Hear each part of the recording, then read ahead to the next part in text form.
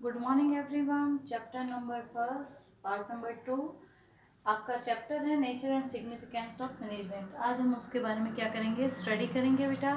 आपको मैं अगर बताऊं तो क्या हो रहा है कि काफ़ी दिनों से आप कह रहे थे कि मैडम हमारी स्टडी नहीं हो रही, तो इसलिए मैंने सोचा कि वीडियो लेक्चर मैं बना देती हूँ। नेचर ऑफ मैनेजमेंट क्या होता है, देखिए भाई चैप्टर से रिलेटेड नेचर एंड सिग्निफिकेंस तो आपको पता होना चाहिए नेचर क्या है।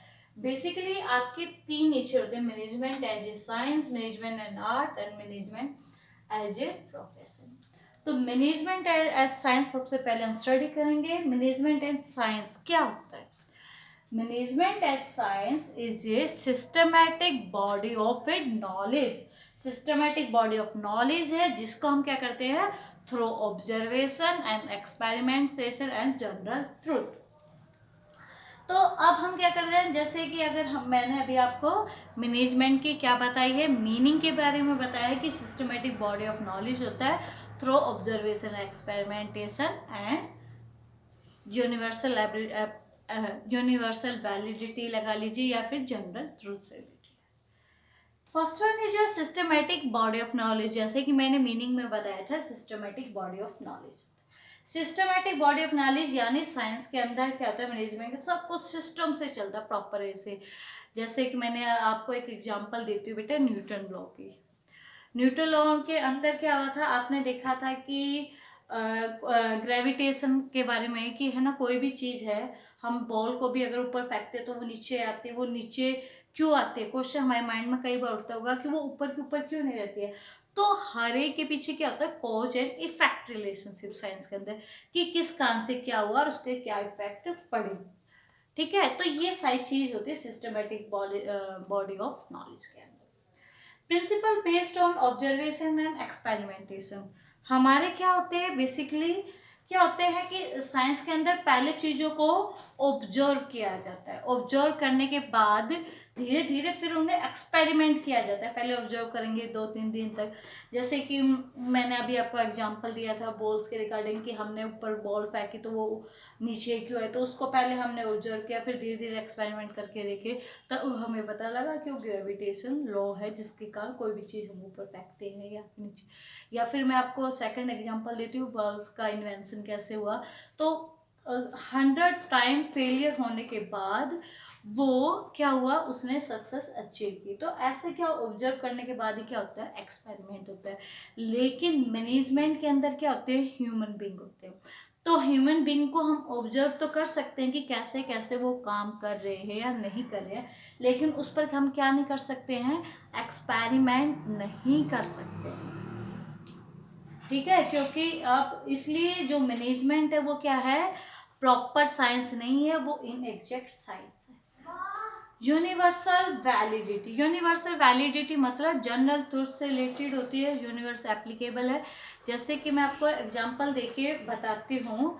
यूनिवर्सल जैसे कि जो आपका अर्थ है वो रिवॉल्व द, ठीक है ना, सन है क्या कर, जो अर्थ है वो रिवॉल्व किसके करती है, सन की तो करती है। तो ये क्या आता है आपका यूनिवर्सल वैलिडिटी ट्रूथ होता है जिसका हम एप्लीकेबल करते हैं। अब उसके बाद है हमारा second one is your management and art. Management and art के अंदर क्या होता है हमारा, पर्सनलाइज्ड क्या होता है, एप्लीकेशन होता है। पर्सनलाइज्ड एप्लीकेशन के अंदर क्या होता है, हम सारे के सारी चीज़ों को पर्सनली डील करते रहते हैं, स्किलफुली वर्क करते हैं। जैसे जैसे हम प्रैक्टिस करते हैं उसमें हम क्या होते हैं, टैलेंट। जैसे कि भाई इसके अंदर हमें एक एग्जांपल देती हूँ सिस्टमेटिक, कि हम क्या ले रखा है, मैं क्या करने लग रहा हूँ, इंजीनियरिंग करने लग रही हूँ। तो मैंने क्या किया, यहाँ पर इंजीनियरिंग के रिगार्डिंग स्टडी की आईआईटी के अंदर। यहाँ पर मैंने इंजीनियरिंग की स्टडी की है साइंस के अंदर, लेकिन आर्ट के अंदर अब मैं क्या बन गया हूँ, इंजीनियर। तो मुझे अपने वही साइंस की नॉलेज, जो थ्योरेटिकल नॉलेज है, उसको क्या करना है, इम्प्लीमेंट करना है। या फिर मैं आपको अनदर एग्जांपल दे के बताती हूँ बेटा, कि जैसे कि कई बार बुक मिलती है ना मार्केट के अंदर, कि 100 tips to make a good manager या 100 टिप्स ऑफ मैनेजमेंट। तो उन किताबों से कुछ भी हमें नॉलेज नहीं मिल सकती प्रॉपर वे से, जब तक हम क्या करते हैं, गुड मैनेजर क्या होता है, जो लगातार चीजों को सीखने के बाद साइंस के रूप में उन्हें क्या करता रहता है, क्रिएटिव वे से प्रैक्टिस करता रहता है। जैसे कि अगर ये कहें कि डांस की बुक से आप क्या कर सीख सकते हो, डांस सीख सकते, नहीं सीख सकते जब तक आप क्रिएटिविटी नहीं करोगे, अपने आप प्रैक्टिस नहीं करोगे। पर्सनलाइज एप्लीकेशन, पर्सनली एप्लीकेबल है, अलग अलग पर्सन है, अलग अलग तरह से बिहेव करते हैं। जैसे कि दो डांसर हो गए, उनको डांस परफॉर्म करने का अलग तरीका है, इवन दो टीचर है तो उनका प्रेजेंट करने का तरीका भी क्या होता है, अलग होता है, based on practice and creativity. सारा का सारा किस पे होता है, आर्ट के अंदर प्रैक्टिस और क्रिएट। जितने ज्यादा आप प्रैक्टिस करोगे, जितना आप क्रिएटिव करोगे, जितना आप इमेजिनेशन लेके आओगे और जितना आप इनोवेटिव करोगे, उतनी ज्यादा हमारी मैनेजमेंट उभर के आएगी। तो इन बोथ वेज हम ये कह सकते हैं कि मैनेजमेंट क्या है, मैनेजमेंट एज एन आर्ट भी है, मैनेजमेंट एंड साइंस भी है, प्रॉपर वे से, ना ही तो आर्ट है ना ही साइंस। अब हम स्टडी कर रहे हैं management as a profession. Profession के अंदर क्या होती है, हमारे मैनेजमेंट प्रोफेशन के अंदर स्पेशलाइज मीनिंग क्या है, स्पेशलाइज ट्रेनिंग करके प्रॉपर वे से वो काम को करते हैं।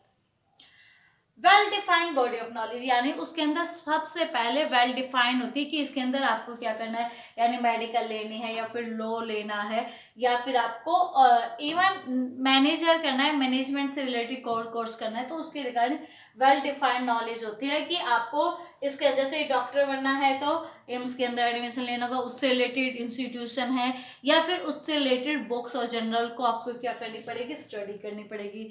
सेम एज इट इज है, आपको क्या करना है, आपको इंजीनियरिंग करना है तो आईआईटी के अंदर एडमिशन लेना होगा, उससे रिलेटेड बुक्स पढ़नी होगी, उससे इंस्टीट्यूशन में होगा।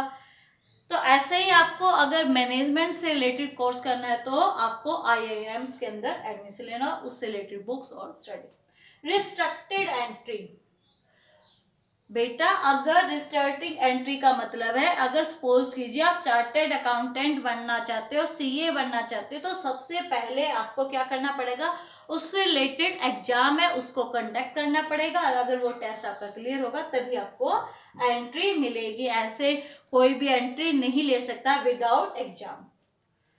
प्रोफेशनल एसोसिएशन, बेटा क्या होता है, इसके अंदर मैनेजमेंट के अंदर प्रोफेशनल एसोसिएशन बनती है, जैसे कि आपकी अलग अलग होती है, बार काउंसिल ऑफ आपकी लॉ की हो गई है, ऐसे ही जो डॉक्टर की होती है बार काउंसिल, तो सभी की अलग अलग एसोसिएशन होती है और उसी एसोसिएशन के सारे क्या होते हैं, मेंबर होते हैं, उसी के अकॉर्डिंग काम करते हैं। Ethical code of conduct, ethical code of conduct क्या होता है कि कुछ कोड ऑफ कंडक्ट होते हैं जिनको उनको क्या करना होता है, फॉलो अप करने पड़ते हैं। जब तक वो एथिकल कोड ऑफ कंडक्ट को फॉलो अप नहीं करेंगे जब तक काम नहीं चलेगा। सर्विस मोटिव, जैसे कि आपका मैं एग्जांपल देती हूँ, लॉयर है, लॉयर का मेन जस्टिस क्या है, जो उसका क्लाइंट उसके पास आया है वो क्लाइंट क्या करे, क्लाइंट को वो जस्टिस दिलाए, न्याय दिलाए, ना कि वो अर्निंग की तरफ फोकस करे। सेम एज इट इज, अगर डॉक्टर के पास आए कोई पेशेंट तो वो उसका करवाए, ट्रीटमेंट करवाए, ये सारी चीजों पे। लेकिन जो मैनेजमेंट के अंदर मैनेजर होता है उसका इसके अपोजिट होता है, वो क्या चाहता है कि जिस ऑर्गेनाइजेशन में उसे एज ए मैनेजर क्या किया है, अपॉइंट किया है, तो वहां पर वो कैसे काम करेगा, वो ऑर्गेनाइजेशन के गोल को अचीव करने के लिए काम करेगा।